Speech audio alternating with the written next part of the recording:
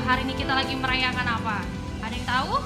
Ya, hari ini kita lagi merayakan hari kematian Tuhan Yesus, di mana Tuhan Yesus disalibkan menebus dosa kita semua. Jadi buat adik-adik di rumah semua, siapkan hati, pikiran, pelakuannya untuk kita melakukan ibadah ya. Ya, kita akan mulaikan ibadah kita. Kita angkat lagu pujian Selamat Pagi Bapa, Selamat Pagi Yesus. Tutup matanya, lipat tangannya yuk semuanya. Yang serius ya ibadah di rumah ya.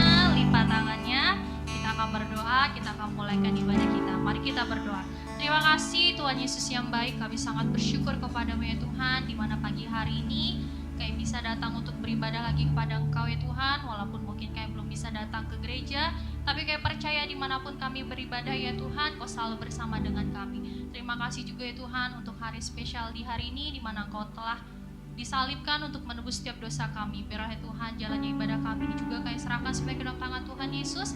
Pimpin jalannya ibadah kami ya Bapa dari awal, pertengahan hingga akhirnya. Inilah ucapan syukur dan doa kami.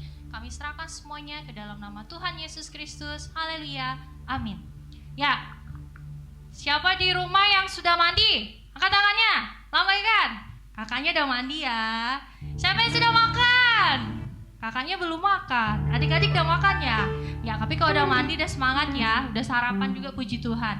Ya, selanjutnya kita akan mulaikan ibadah kita. Kita akan naikkan pujian-pujian kita. Kakak minta kita yang di rumah semua bangkit berdiri.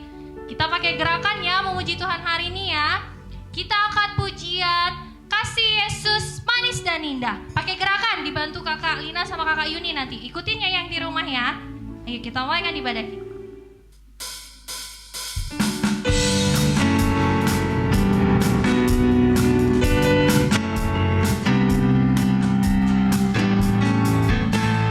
Kasih Yesus manis dan indah.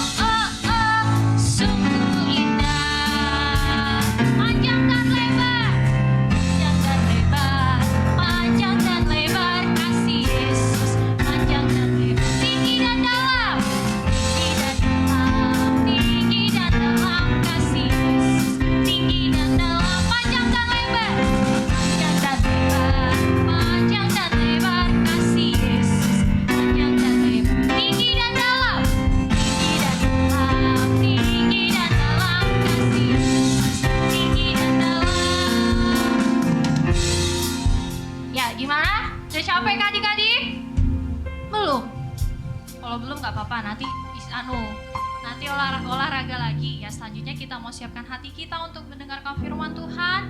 Ayo ini minta kita semua lipat tangannya, tutup matanya. Kita berikan hati kita untuk mendengarkan firman Tuhan. Jadi kakak minta selama firman Tuhan jangan ada main-main ya. Didengarkan baik-baik waktu kakaknya baca firman. Ya, kita angkat pujian Yesus sahabatku, kau mati bagiku. Lipat tangannya, tutup matanya yuk. Kita nyanyi yang serius ya.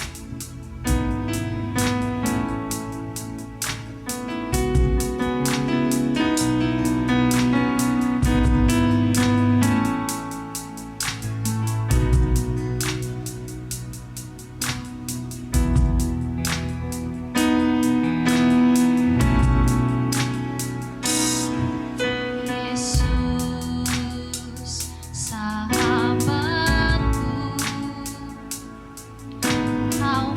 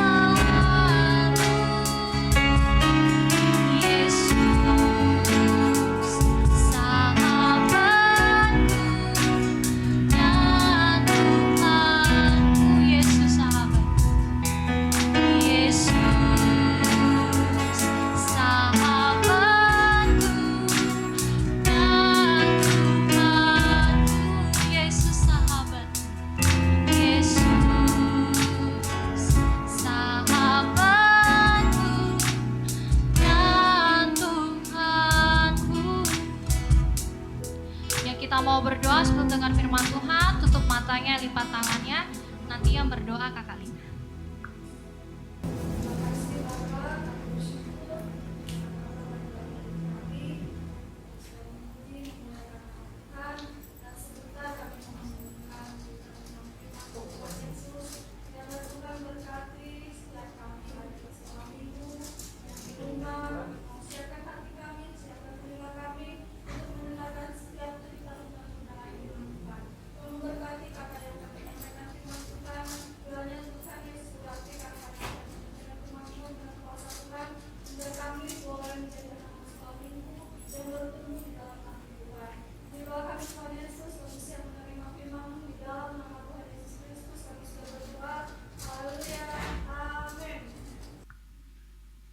Ya, selanjutnya Kak ini serahkan kepada kakak yang membawakan firman Tuhan.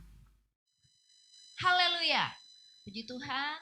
Selamat Paskah untuk ucapkan untuk kita semua, anak-anak Philadelphia Kids. Kita kembali masuk di bulan ini, di mana kita boleh memperingati peristiwa kematian Tuhan Yesus. Oke, kalau berbicara mengenai kematian Tuhan Yesus, adik-adik semua tahu Tuhan Yesus itu matinya di mana? Ada yang bisa jawab? Tuhan Yesus matinya Tuhan Yesus mati, firman Tuhan mencatat di Golgota, ya. Golgota yang artinya tempat tengkorak. Lalu Tuhan Yesus matinya dengan cara apa? Adik-adik tentu semua ingat, Tuhan Yesus mati, firman Tuhan mencatat dengan cara disalib. Puji Tuhan. Tante akan mengajak kita untuk kita memperhatikan firman Tuhan buat kita semua di saat ini. Sama-sama buka Alkitabnya, ya. Kita yang ibadah dari rumah, ya. Jangan bilang nggak punya Alkitab, ya. Minta sama papa mama Alkitabnya, pinjam atau punya kakak, ya. Buka Alkitabnya, yang belum bisa baca, ya. Minta tolong papa mamanya atau kakaknya untuk bantu membukakan firman Tuhan, ya, membukakan Alkitabnya untuk kita bisa baca firman Tuhan. Tante mau mengajak kita lihat di dalam Injil Matius pasal 26. Injil Matius pasal 26 ayatnya yang ke-1 dan ayatnya yang kedua.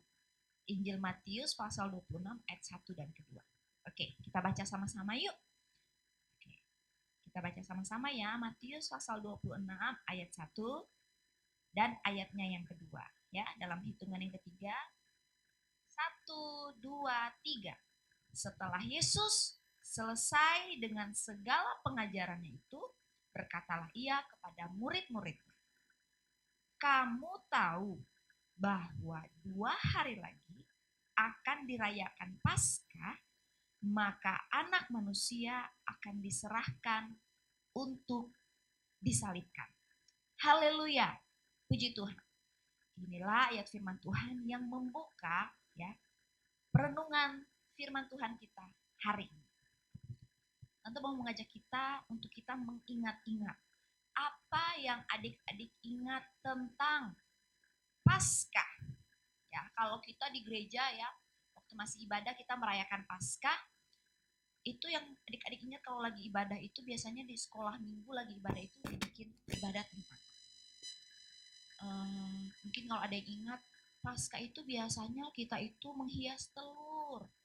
Terus ada mungkin juga yang ingat kita pernah buat lomba mencari telur, ya kan? Terus ada juga yang ingat mungkin kita pernah mungkin melakukan games, ya, lomba mewarnai tentang Yesus yang disalib, ya kan? Kemudian ada lagi, biasanya kalau Paskah itu pernah dibuat tentang drama. Drama apa? Dramanya tentang Tuhan Yesus, ya, Tuhan Yesus yang lagi pikul salib, lalu Tuhan Yesus dicampuk, lalu Tuhan Yesus apa? Diolok-olok, Tuhan Yesus disalib, ya. Itu semua mengisahkan tentang peristiwa Paskah, mengingatkan kita akan dikatakan apa yang kita lakukan ya untuk kita mengingat kembali tentang peristiwa Yesus ya.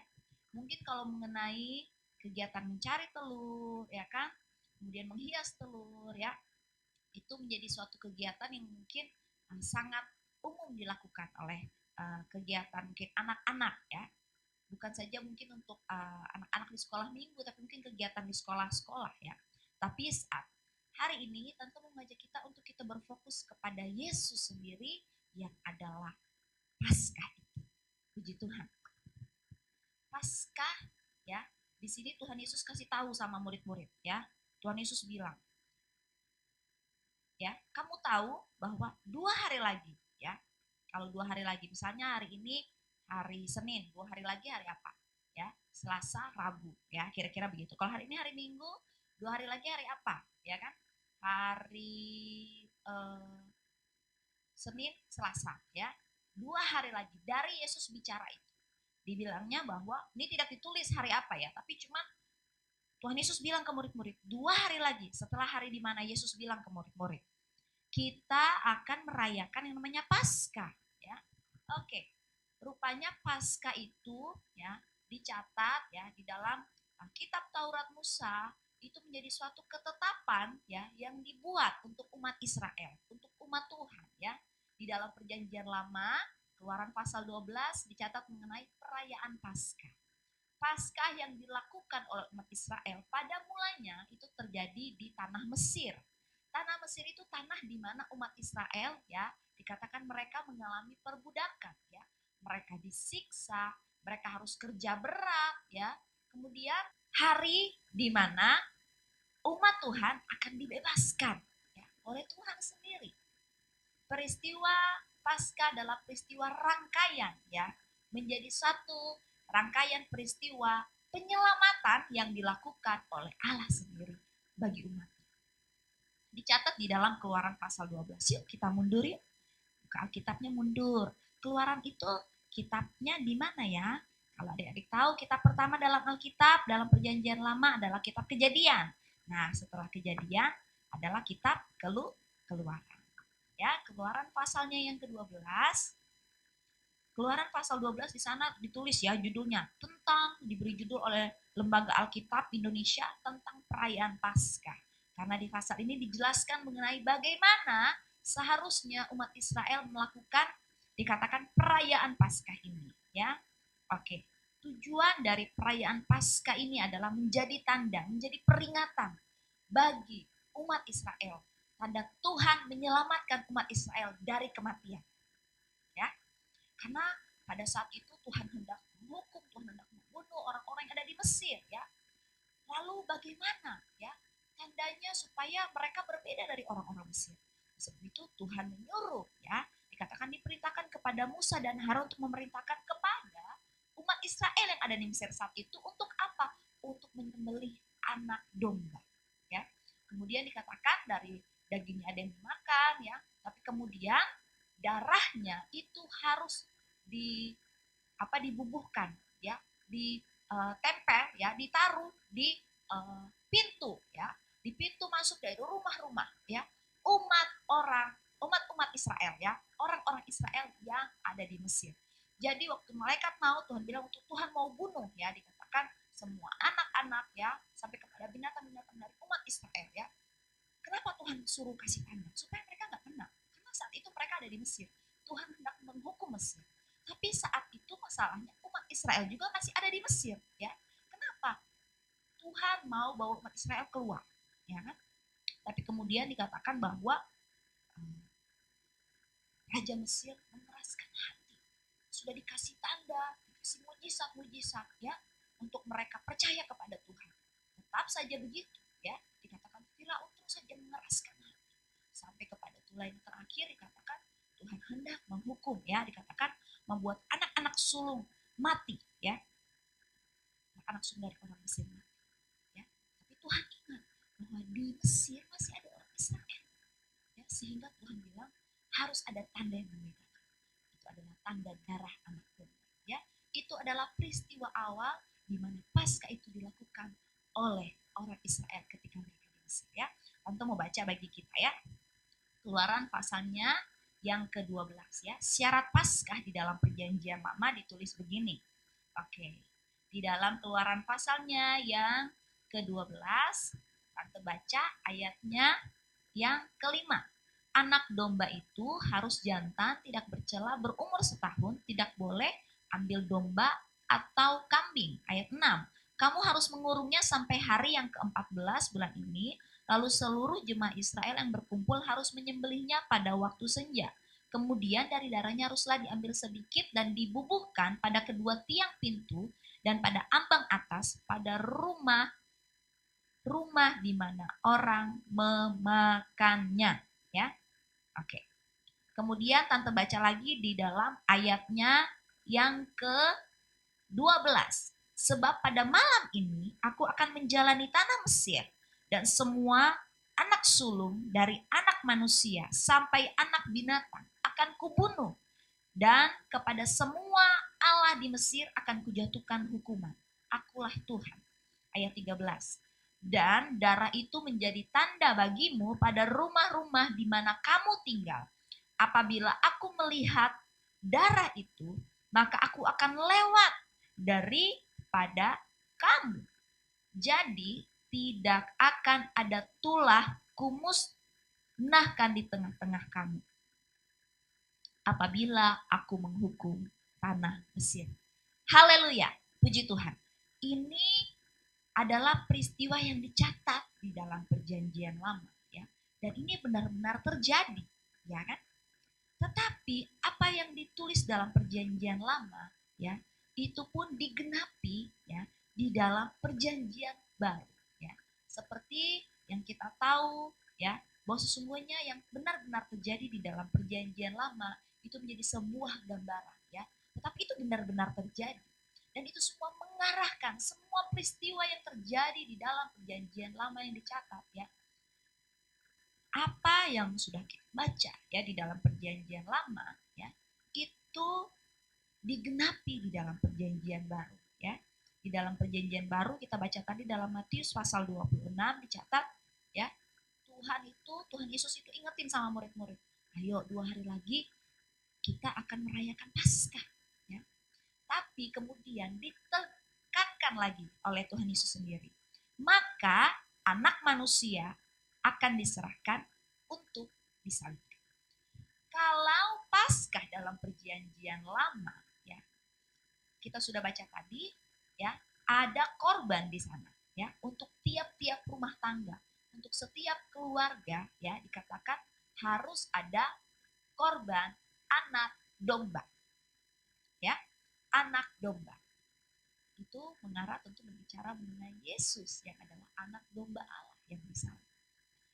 Tapi dalam Perjanjian Baru, ya, dalam Matius pasal 26, Yesus sendiri menyatakan anak manusia akan diserahkan untuk disalibkan. Ketika berbicara mengenai anak manusia, coba perhatikan Alkitabnya baik-baik. Di sana A-nya huruf besar, M-nya juga huruf besar. Itu tidak lain berbicara mengenai pribadi Yesus sendiri. Yesus menyatakan bahwa dialah anak manusia itu yang akan diserahkan untuk disalibkan. Dia adalah korban itu sendiri. Puji Tuhan. Nanti mau mengajak kita, tadi kita udah lihat, ya, Paskah dalam Alkitab, ya, dicatat dalam Keluaran pasal 12. Itu adalah ketetapan Tuhan, sehingga itu harus dirayakan setiap tahun, ya. Sampai pada masa Perjanjian Baru itu pun terus dilakukan, ya, itu menjadi ketetapan, ya, itu dicatat dalam kitab Musa, ya. Kemudian dikatakan bahwa Perjanjian Lama, ya, dikatakan itu dilakukan setiap tahun, bukan? Ya, orang harus menyembelih korban binatang, ya. Kemudian itu dilakukan untuk mengingat peristiwa di mana umat Tuhan diselamatkan, ya, karena ada tanda darah itu. Tapi firman Tuhan mencatat, ya, bahwa saat Yesus mati, ya, kematian Yesus cukup satu kali, ya. Satu kali Yesus mati untuk menyelamatkan manusia dari apa? Dari dosa. Puji Tuhan. 1 Petrus pasal 3 ditulis, ya. 1 Petrus pasalnya yang ketiga, yuk kita buka lagi Alkitab kita, yuk. 1 Petrus supaya makin lancar kita buka Alkitab. Mungkin kalau kita di rumah mungkin makin rajin harusnya kita baca Alkitab ya. Kita makin mahir untuk kita membuka ya setiap lembaran. Kalau buka di 1 Petrus, di mana 1 Petrus? Kita buka di perjanjian baru ya. Kemudian dia misalnya udah deket-deket kitab Yohanes, kitab Yudas ya. Kemudian kita keluar. 1 Petrus pasalnya yang ketiga, ayatnya yang ke-18. Kita baca buat kita semua. Sebab juga Kristus telah mati sekali untuk segala dosa kita. Ia yang benar untuk orang-orang yang tidak benar, supaya ia membawa kita kepada Allah. Ia yang telah dibunuh dalam keadaannya sebagai manusia, tetapi yang telah dibangkitkan menurut roh. Dikatakan cukup Yesus yang mati satu kali untuk kita semua. Ya, kita ini siapa? Kita ini orang berdosa. Sini mungkin ada yang merasa saya nggak berdosa. Yesus nggak perlu mati buat kita. Tapi tante percaya bahwa setiap kita anak-anak yang ada yang mendengarkan firman Tuhan di hari ini, nyatakan bahwa ya saya orang berdosa. Tetapi dengan iman kita katakan, oleh darah Yesus saya sudah ditebus, saya sudah dibenarkan. Amin. Puji Tuhan.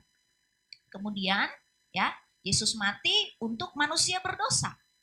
Paulus menuliskan di dalam 1 Timotius. Kita buka lagi Alkitabnya yuk. 1 Timotius pasalnya ya. 1 Timotius pasal 1 ayatnya yang ke-15. Ya. Dituliskan begini. Perkataan ini benar dan patut diterima sepenuhnya. Kristus Yesus datang ke dunia untuk menyelamatkan orang berdosa. Ya, dikatakan Kristus Yesus datang ke dunia untuk menyelamatkan orang berdosa. Dan di antara mereka akulah yang paling berdosa. Lihat, ya. Di sini Paulus aja dia seorang yang menyadari bahwa dirinya paling berdosa. Sekalipun bahkan saat dia sudah menulis surat-surat kepada jemaat-jemaat ya, dikatakan dia melakukan juga tanda-tanda heran, mujizat-mujizat supaya orang percaya kepada Tuhan ya. Tapi dia sadar bahwa dia juga manusia berdosa, makanya dia sangat perlu ya untuk dia boleh menerima darah Yesus, kematian Tuhan. Itu dia percaya, itulah yang membuat dia menjadi orang ya yang percaya sehingga dia boleh diselamatkan dan dia dibenarkan. Puji Tuhan. Buat kita saat ini anak-anak sekolah minggu yang ada, kita mau merenung kembali, kita ingat ya. Mungkin sini ada yang pernah nonton film tentang kematian Yesus, The Passion of the Christ, kalau nggak salah Kakak Win ya. Ya, mungkin ada juga yang pernah nonton mungkin di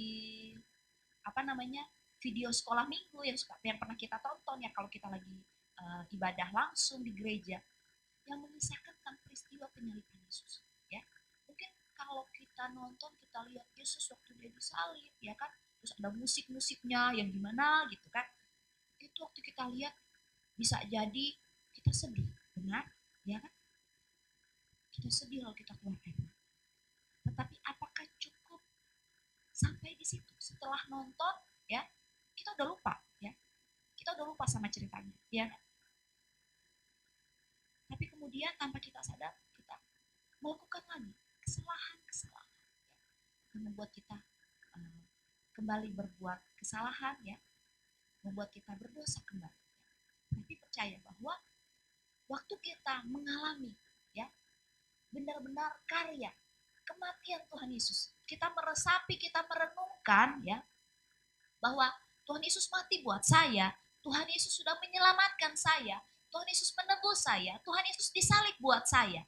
Itu akan membuat kita sadar ya, akan membuat kita benar-benar tidak menyia-nyiakan karya salib Yesus. Kita akan merenung lebih dalam sehingga setelah bukan saja kita mendengar firman, kemudian kita pernah menonton film sekalipun ya, itu akan membuat hidup kita berubah ya. Bukan saja saat kita sedih ya, waktu kita lihat Yesus disalib, tapi seharusnya setelah kita selesai menonton film, setelah kita selesai mendengar firman Tuhan mengenai peristiwa Yesus disalib ya, seharusnya hidup kita terus ya penuh dengan perenungan akan kasih Tuhan. Kita sedih mungkin yang pertama karena kita sudah berdosa kepada Tuhan, tetapi terus kita merenungkan kasih kebaikan Tuhan. Yesus yang disalib karena Yesus mengasihi saya. Yesus mau disalib, Yesus berkorban untuk gantikan saya. Yesus disalib untuk apa? Menebus saya. Harusnya saya yang berdosa, saya yang disalib. Firman Tuhan bilang yang disalib itu adalah yang terkutuk. Terkutuklah dia yang disalib. Tetapi waktu Yesus disalib, ya, Yesus dikatakan menanggung itu semua. Untuk siapa? Untuk kita. Tadinya kita mungkin bersedih, kita bersusah hati, ya. Aku orang berdosa, ya. Aku sudah salah sama Tuhan. Tapi ingat, peristiwa Yesus disalib, ya, dikatakan bahwa waktu Yesus disalib, Tuhan ganti kutuk itu dikatakan jadi berkat. Berkat apa? Keselamatan buat kita. Amin. Buat kita adik-adik semua, jangan tinggal di dalam penyesalan. Aku sudah berdosa sama papa, sama mama. Aku suka bohong. Aku gak suka dengar-dengaran. Apalagi, aku suka berantem sama kakak. Aku suka gangguin kakak atau adik. Aku suka gangguin teman aku. Kalau disuruh berdoa, berdoa terus.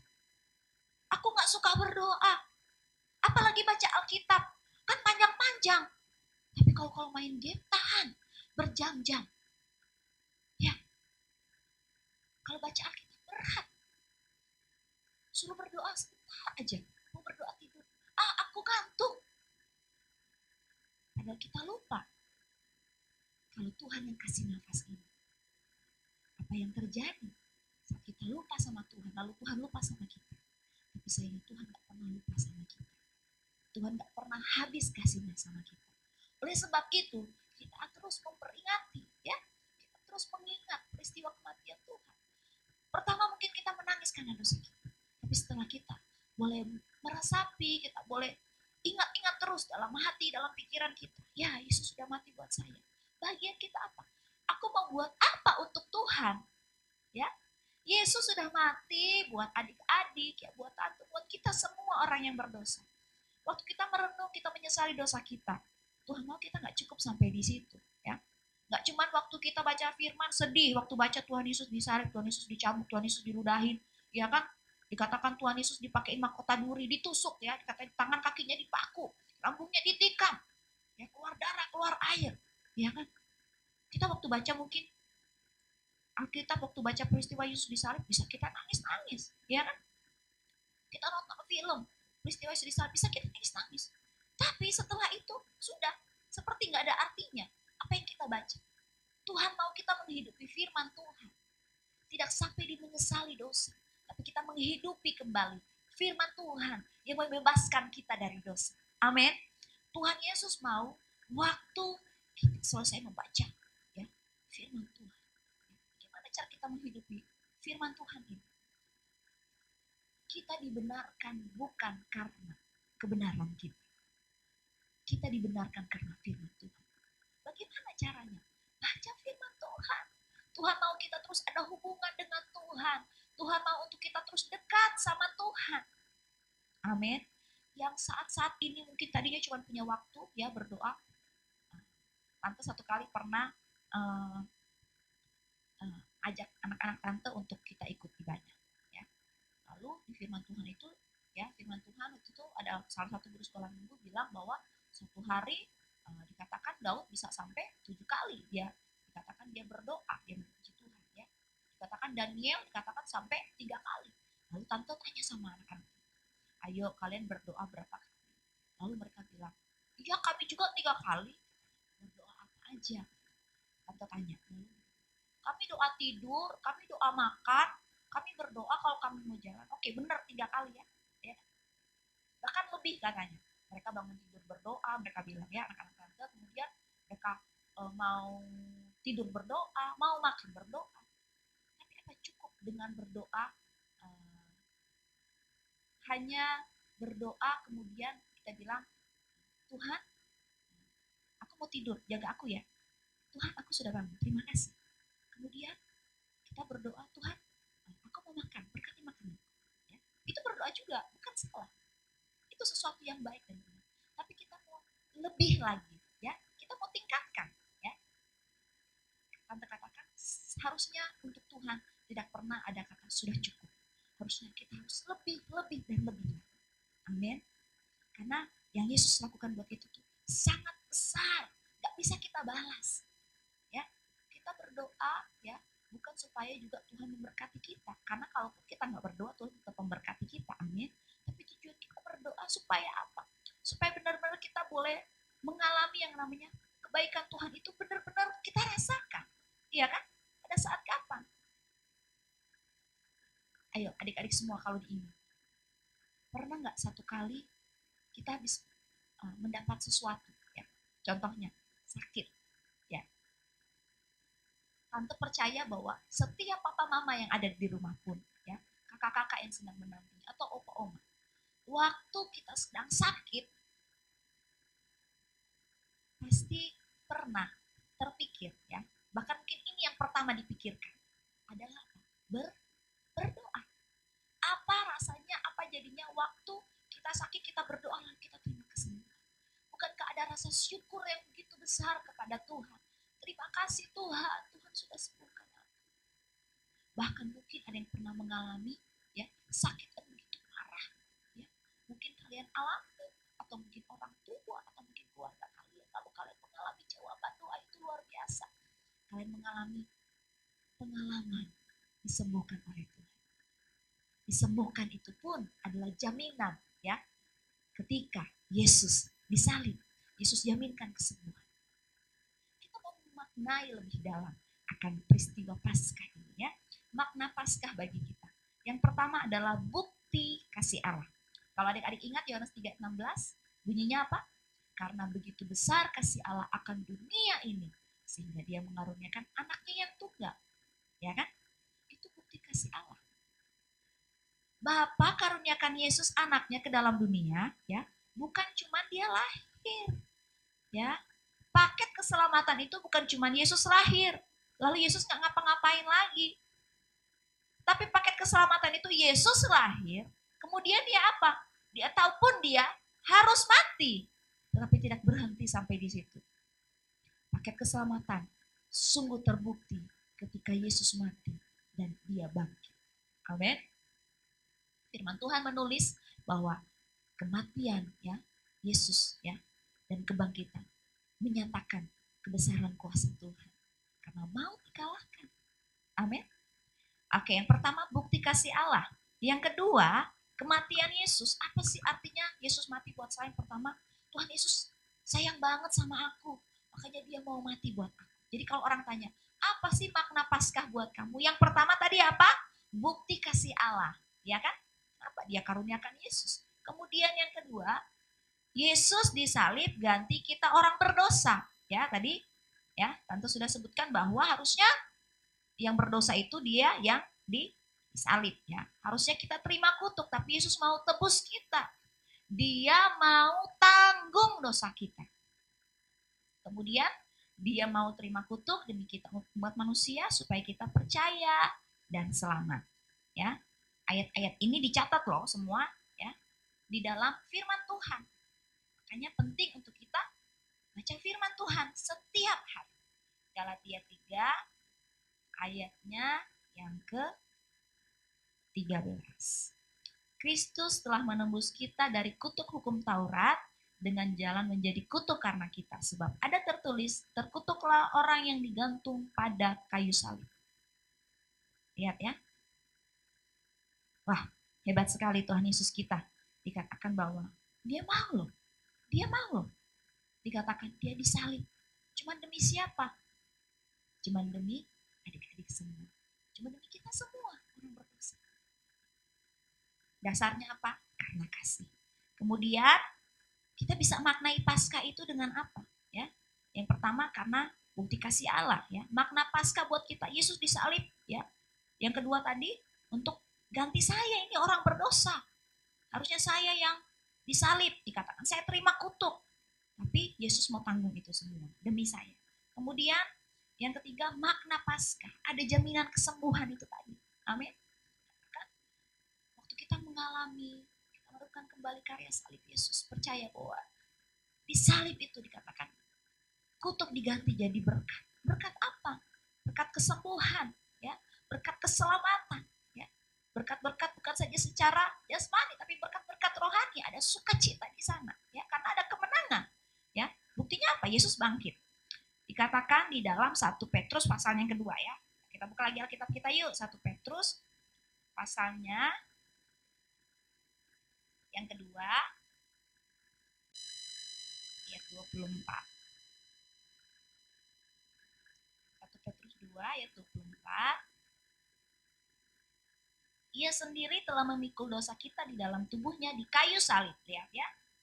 Supaya kita yang telah mati terhadap dosa hidup untuk kebenaran oleh bilur-bilurnya. Kamu telah sembuh. Amin. Bilur-bilur itu seperti luka-luka ya yang ada di tubuh Yesus. Ya, kalau adik-adik nonton film, baca di dalam firman Tuhan, peristiwa sebelum Yesus disalib dikatakan Yesus mikul salib itu dicambuk ya. Dan itu menimbulkan luka-luka. Dan dari luka-luka itu tentu keluar darah bukan saja darah waktu dia dipaku tangannya ya, kemudian ditusuk lambungnya, kemudian dipakai mahkota duri keluar darah, tapi mulai dari sepanjang perjalanan pun dikatakan ada goresan luka-luka, dikatakan itulah yang menyembuhkan kita dari sakit. Yesaya 53, yuk ini ayat bagus sekali ya. Oke, buat semua ya, kalau ada yang baca Alkitab ya dari perjanjian lama ya, banyak kayaknya mungkin istilah-istilah kata-kata yang agak susah untuk dimengerti. Baca saja. Mungkin kalau ada yang penasaran mau tahu, bisa tanya ke papa mamanya, bisa tanya ke kakak-kakaknya atau opa-oma, atau boleh juga tanya sama kakak-kakak sekolah minggu ya. Tapi aku pengen tahu apa ini artinya. Itu bagus ya. Kalian selalu penasaran akan firman Tuhan, itu bagus ya. Buat kalian akan terus belajar. Kalian akan selalu punya hasrat untuk kalian mencari Tuhan. Dengan apa kalian baca firman Tuhan? Akan terus tanya sama Tuhan ya. Karena mungkin pada saat kita nggak ngerti, kita berdoa sama Tuhan, saat yang sama Tuhan bisa kasih pengertian. Yesaya pasal 53, Tante baca buat kita ya, dalam ayatnya yang keempat mulai. Yesaya 53 4. Tetapi sesungguhnya penyakit kitalah yang ditanggungnya dan kesengsaraan kita yang dipikulnya ya. Padahal kita mengira dia kena tulah, dipukul dan ditindas Allah. Kenapa? Dia anak Allah ya kan? Kita baca tadi firman Tuhan, dia itu anak Allah ya, dikaruniakan oleh Bapa kepada kita, untuk kita, demi kita. Dikatakan sepertinya Allah biarin ya. Seandainya saja Allah tidak mengaruniakan anaknya, dan seandainya saja Yesus nggak mau disalib buat kita, untuk kita binasa. Kemudian ayatnya yang kelima dari Yesaya 53, tetapi dia tertikam oleh karena pemberontakan kita. Lihat, kita yang suka memberontak ya, nggak mau, aku nggak mau ya, disuruh doa, disuruh ibadah, disuruh baca Alkitab, aku nggak mau. Kita nggak mau dengar-dengaran. Seringkali kita berontak sama orang tua kita ya, kita melawan. Dikatakan di sana, tapi dia tertikam oleh karena pemberontakan kita, dia diremukkan oleh karena kejahatan kita. Siapa di sini nggak pernah buat kejahatan, yang nggak pernah buat salah? Tante pun pernah buat salah, tante pun seorang yang berdosa, pernah melakukan yang jahat. Tetapi tante percaya, ketika tante datang sama Tuhan minta ampun dan tidak mengulanginya lagi, disalib sudah diselesaikan oleh Tuhan. Salib Yesus menyelesaikan dosa kita. Salib Yesus membenarkan adik-adik semua dan kita semua yang berdosa. Kemudian selanjutnya, ganjaran yang mendatangkan keselamatan bagi kita ditimpakan kepadanya, dan oleh bilur-bilurnya kita menjadi sembuh. Amin. Kita sembuh dari dosa kita sembuh dari penyakit kita sembuh dari kutuk ya. Bicara mengenai kesembuhan itu bicara mengenai sesuatu yang sakit, sesuatu yang gak baik ya, sesuatu yang sudah jelek ya. Sakit itu ya berbicara mengenai sesuatu yang sudah gak bagus ya kan. Kalau kita sakit berarti ada yang gak bagus dalam tubuh kita, bukan? Makanya kalau kita sakit seringkali kita berdoa, Tuhan aku minta sembuh, kira-kira begitu ya kan. Sembuh itu artinya dipulihkan, dibaharui, diselamatkan. Oleh bilur-bilurnya kita menjadi sembuh. Amin. Terima dengan iman firman Tuhan, dan itu akan terjadi saat ini buat adik-adik semua. Mungkin ada yang lemah di antara kita, siapapun yang mendengarkan firman Tuhan, terima dengan iman setiap firman Tuhan, karena karya salib Yesus menyempurnakan segala sesuatu. Amin. Kita yang punya kelemahan tubuh, pandang salib Yesus, ingat karya penebusan Yesus buat kita. Saat yang sama kita akan terima jaminan kesembuhan dari Tuhan. Puji Tuhan. Kemudian selanjutnya makna Paskah buat kita itu apa? Supaya manusia beroleh hidup yang kekal. Yuk, kita buka lagi dalam Yohanes pasal 3. Biasanya kan kalau kita hafal itu Yohanes pasal 3 ayat 16 ya. Tante mau ngajak kita lihat ayat selanjutnya. Yohanes 3 ayat 16. Ya, kita baca mulai ayat 16 ya. Yohanes 3 ayat 16. Yang sudah hafal makin hafal ya.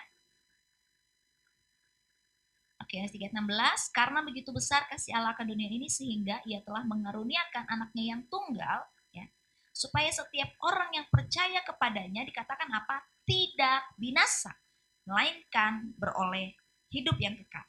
Sebab Allah mengutus anaknya ke dalam dunia bukan untuk menghakimi dunia, melainkan untuk menyelamatkannya oleh dia. Barang siapa percaya kepadanya, ia tidak akan dihukum. Barang siapa tidak percaya, ia telah berada di bawah hukuman, sebab ia tidak percaya dalam anak tunggal Allah. Amin. Dikatakan bagian kita terima dengan iman. Iman itu apa? Percaya sungguh. Kita mungkin peristiwa Yesus mati ini sudah lama ya, sudah lama sekali, berapa ribu tahun yang lalu. Tapi kita bisa tahu bahwa ini benar adanya. Kenapa? Dicatat dalam firman Tuhan. Ya. Tentu saja dari catatan-catatan ya, dari berapa ribu tahun yang lalu sampai dijadikan Alkitab ini ya, dikatakan Alkitab kitab suci ya, orang percaya ya, yang percaya kepada Yesus, katakan kitab suci agama Kristen apa? Alkitab ya. Dicatat di sini ya. Lalu bagian kita adalah percaya, ya kan? Dikatakan kita nggak ada waktu peristiwa Yesus mati. Sudah ditulis di sini kita nggak percaya, itu sama aja. Bagian kita itu percaya, makanya terima dengan iman. Sekalipun tidak melihat, iman dasar dari segala sesuatu yang tidak kita harapkan dan bukti dari yang tidak kita lihat. Buktinya apa? Ini firman Tuhan. Firman Tuhan hidup, firman Tuhan berkuasa, firman Tuhan sanggup mengubahkan kehidupan kita.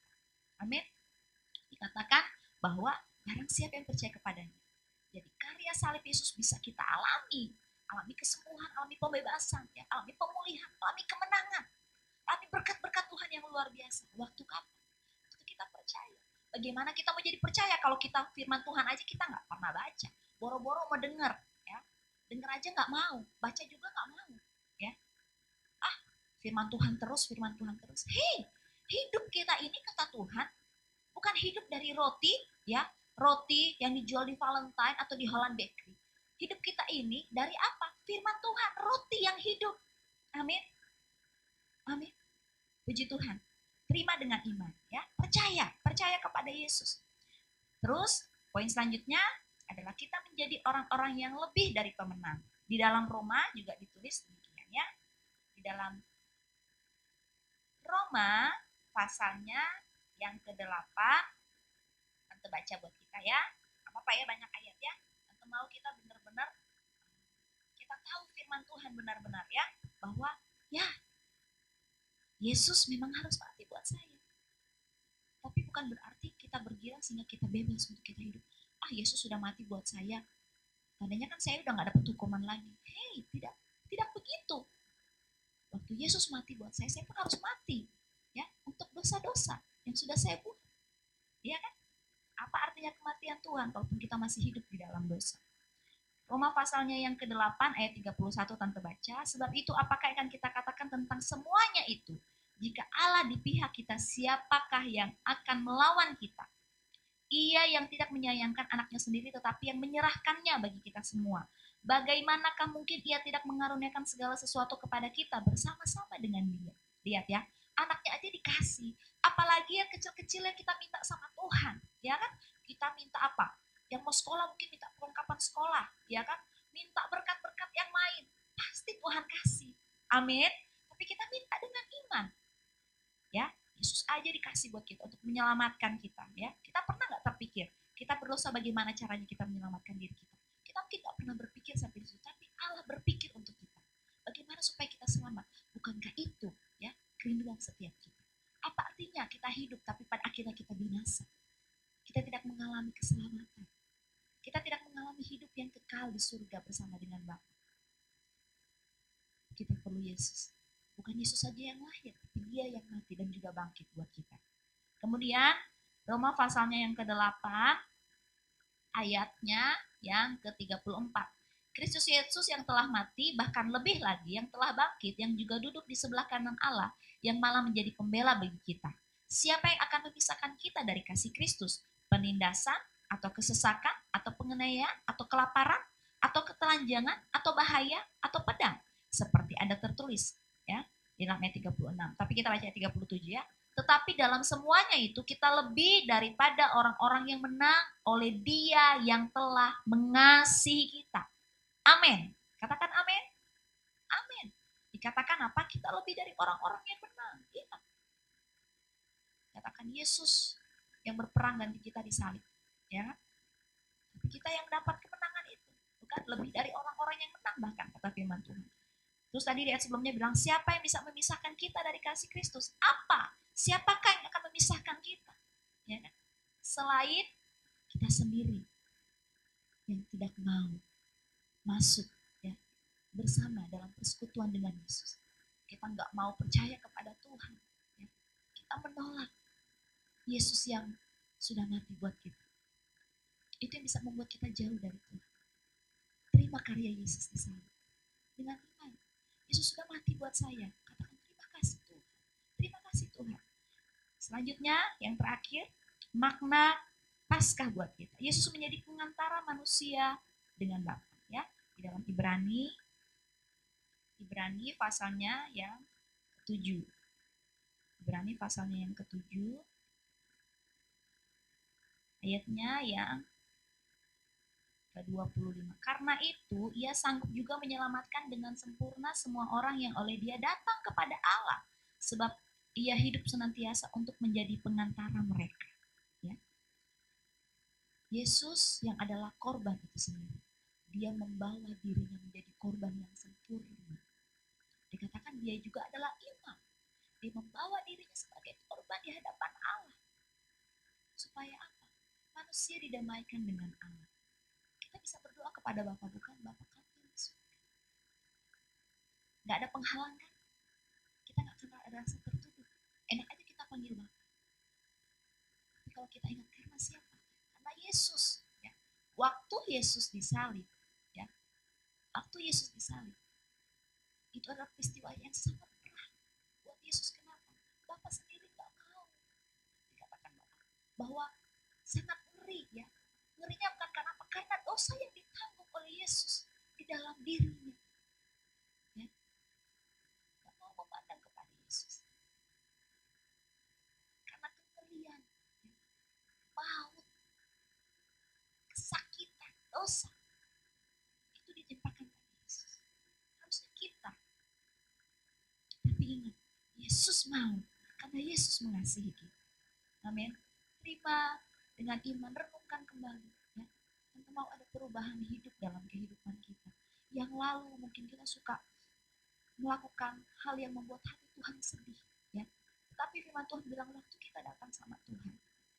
Tadi sudah dibilang bahwa waktu kita datang kepada Tuhan, Yesus yang disalib ini, dikatakan sebagai pengantara, sebagai pembela. Dia akan membela kita kepada Bapa.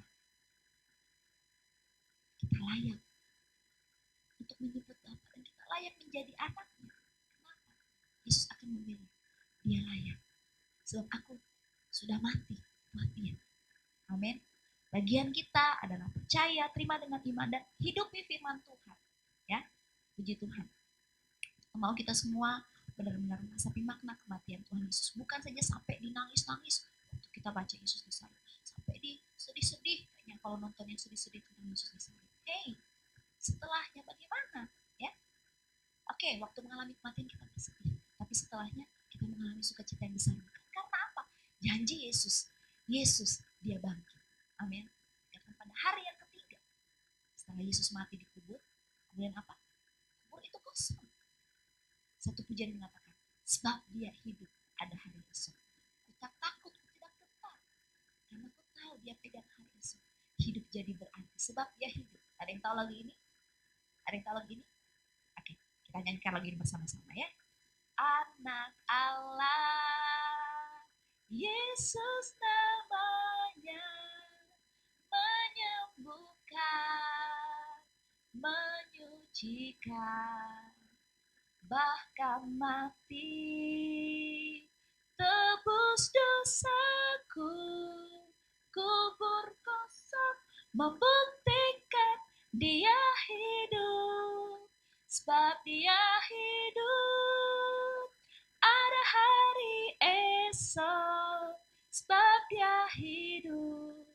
Ku tak gentar, karena ku tahu dia pegang hari esok.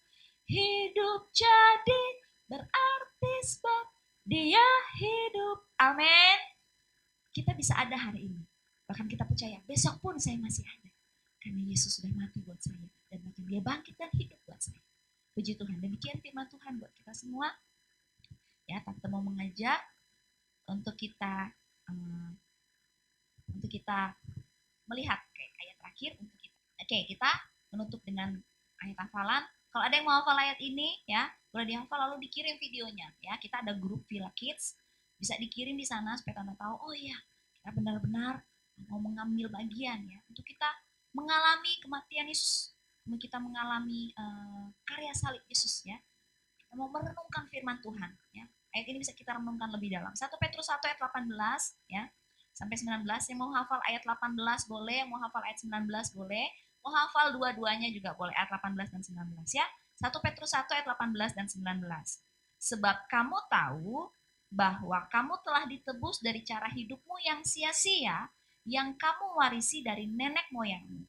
Itu bukan dengan barang yang fana, bukan pula dengan perak atau emas, melainkan dengan darah yang mahal, yaitu darah Kristus yang sama seperti darah anak domba yang tak bernoda dan tak bercacat. Ya, untuk ulangi lagi. 1 Petrus 1 ayat 18 dan 19. Sebab kamu tahu, kita tahu dari mana? Dari firman Tuhan. Bahwa kamu telah ditebus dari cara hidupmu yang sia-sia, yang kamu warisi dari nenek moyangmu, itu bukan dengan barang yang fana, bukan pula dengan perak atau emas, melainkan dengan darah yang mahal, yaitu darah Kristus yang sama seperti darah anak domba yang tak bernoda dan tak bercacat. Puji Tuhan, demikian firman Tuhan, bisa dibaca, direnungkan, kemudian bisa diingat-ingat dihafal ya. Kenapa tujuannya kita buat ayat hafalan? Tujuannya apa? Waktu kita ingat firman Tuhan, terus dalam kehidupan kita hafal, cenderungan manusia itu suka lupa, benar ya kan? Penyakitmu dari orang tua, anak-anak juga masih kecil kadang suka lupa. Coba kita ibadah minggu ini, ingat gak firman Tuhan minggu lalu? Pasti kita lupa kan? Makanya disuruh apa? Ayat hafalan, dihafal supaya ingat, ya kan? Waktu kita ingat firman Tuhan terus dalam kehidupan kita nggak akan ingat yang nggak bagus-bagus. Kita nggak akan ingat, nggak akan sempat untuk ingat melakukan dosa. Karena ada firman Tuhan. Amin. Waktu kita mau berbohong, oh ya ada firman Tuhan, aku pernah hafal. Jangan berbohong, jangan bersaksi dusta. Kita ingat karena Roh Kudus ingatkan kita akan firman Tuhan yang kita baca. Ya, penting untuk kita punya firman, kita baca, kita renungkan, bahkan mungkin kita hafal. Kita akan berdoa bersama-sama. Kita sudah menerima firman Tuhan. Lipat tangannya, tutup matanya, dan mau kita sungguh-sungguh punya sikap di hadapan Tuhan. Bagaimana kita memaknai Paskah ini buat kehidupan kita. Di waktu yang terbatas juga dengan tempat, kita tidak bisa berjumpa secara langsung. Kita percaya saat yang sama Roh Kudus menjamah hati kita. Dia hadir dalam kehidupan kita. Sekalipun adik-adik semua ada di rumah masing-masing. Haleluya. Kita berdoa. Bapa, kami bersyukur kepadamu sebab Engkau Allah yang begitu baik di dalam kehidupan kami. Allah yang penuh kasih, penuh kuasa, sanggup menyatakan kehendak-Mu di dalam setiap kami, Tuhan. Rencana keselamatan yang besar sudah Engkau lakukan bagi kami orang-orang yang berdosa ini. Kami sadar bahwa sesungguhnya siapalah kami tanpa Tuhan yang mau berkorban buat kami. Engkau yang mau lahir, Engkau yang mau mati, bahkan bangkit untuk menyelamatkan kami. Saat ini kami bilang terima kasih Tuhan. Kami bersyukur oleh karena kasih-Mu yang besar. Engkau mau supaya kami tidak binasa, tetapi kami beroleh hidup kekal bersama dengan Engkau. Kami mau memaknai peristiwa Paskah saat ini. Dengan kami terima firman-Mu di dalam hati kami, di dalam hidup kami. Kami mau belajar untuk kami tidak lagi hidup di dalam dosa. Kami mau menjadi anak-anak Tuhan yang lebih baik lagi. Kami mau lebih dengar-dengaran. Kami mau lebih mengasihi keluarga orang tua, orang-orang di sekitar kami. Kami mau belajar mengampuni sebagaimana Tuhan mengampuni kami. Kami mau belajar untuk kami terus dekat dengan Tuhan. Semakin banyak waktu kami gunakan untuk bersekutu dengan Tuhan, kami mau lebih banyak lagi menggunakan waktu-waktu kami untuk kami berdoa dengan Tuhan. Kami berkomunikasi dengan Engkau, Bapa. Kami membaca firman Tuhan. Kami memuji Tuhan. Terima kasih Tuhan. Dengan kekuatan kami tidak mampu. Tapi kami berdoa kiranya firman dan Roh Kudus akan memampukan kami. Memampukan anak-anak sekolah minggu. Untuk kami hidup bagi Kristus. Karena Yesus sudah mau hidup, bahkan mati buat kami. Haleluya. Tuhan Yesus tolong anak-anak sekolah minggu. Philadelphia Kids. Supaya kami boleh mengalami perubahan hidup. Haleluya. Kami meninggalkan kehidupan kami yang sia-sia. Kehidupan yang membuat kami jauh dari Tuhan. Saat ini Tuhan kami mengambil keputusan untuk kami mau lebih dekat lagi dengan Tuhan. Haleluya, haleluya. Terima kasih Tuhan, Engkau baik buat kami. Terima kasih Tuhan Yesus. Haleluya, ini hati kami, ini hidup kami Tuhan. Terus berbicara dalam setiap hidup kami. Tegur kalau kami salah, ampuni kalau kami berdosa Tuhan. Haleluya. Berkati orang tua kami Tuhan. Berkati kakak adik kami. Berkati Oma Gembala kami. Berkati seluruh jemaat Tuhan. Berkati orang-orang Tuhan Yesus yang masih Tuhan Yesus melakukan dosa di luar sana. Mereka Tuhan Yesus mungkin Tuhan Yesus pernah mendengar tentang Yesus. Tetapi mereka mengabaikan tentang Yesus. Kami berdoa kembali Tuhan Yesus. Selamatkan mereka. Berbicara dalam hidup mereka. Ataupun di luar sana masih ada orang-orang yang belum percaya kepada Yesus. Belum pernah mendengar tentang Yesus. Jadikan kami alat-Mu. Jadikan kami saksi-Mu. Saat hidup kami berubah, kami boleh mengalami kasih Tuhan. Dengan kasih itu kami boleh mengabarkan kabar baik, menjadi saksi buat orang-orang di luar sana. Perlengkapi kami Tuhan, anak-anak sekolah minggu Tuhan. Perlengkapi kami orang-orang tua, untuk kami boleh jadi berkat di tengah-tengah bangsa ini. Sehingga nama Tuhan dimuliakan, sehingga tidak ada yang binasa, tapi semua beroleh selamat karena Yesus. Terima kasih Tuhan, terima kasih. Terus berkati pelayanan Tuhan Yesus. Ibadah online anak-anak sekolah minggu Tenggarong maupun ibadah Tuhan Yesus online dari orang-orang tua. Bahkan ibadah secara offline juga Tuhan Yesus di gereja kami masing-masing juga Tuhan kiranya tolong terus memberkati Tuhan. Selalu ada kegerakan Tuhan di saat-saat ini. Bekerja dengan urapan, dengan kuasa-Mu. Haleluya, mengurapi setiap hamba-hamba Tuhan, anak-anak Tuhan. Mengalami kesulitan, beban berat, terus kuatkan mereka Tuhan Yesus. Bahkan kami anak-anak sekolah minggu Tuhan. Terus tumbuhkan kami dengan iman percaya yang teguh, yang sungguh kepada Tuhan. Terima kasih Tuhan, kami bersyukur buat kasih-Mu. Terima kasih Tuhan. Engkau baik buat kami terima firman-Mu dengan mengucap syukur. Kami sudah selesai dengan ibadah online kami di saat ini di dalam nama Tuhan Yesus Kristus. Haleluya. Amin. Sampai jumpa di hari Minggu, kembali kita akan beribadah dan minggu-minggu selanjutnya. Terus persiapkan diri kita untuk kita terima berkat dari Tuhan setiap kali. Terima kasih, Tuhan Yesus memberkati. Sampai jumpa.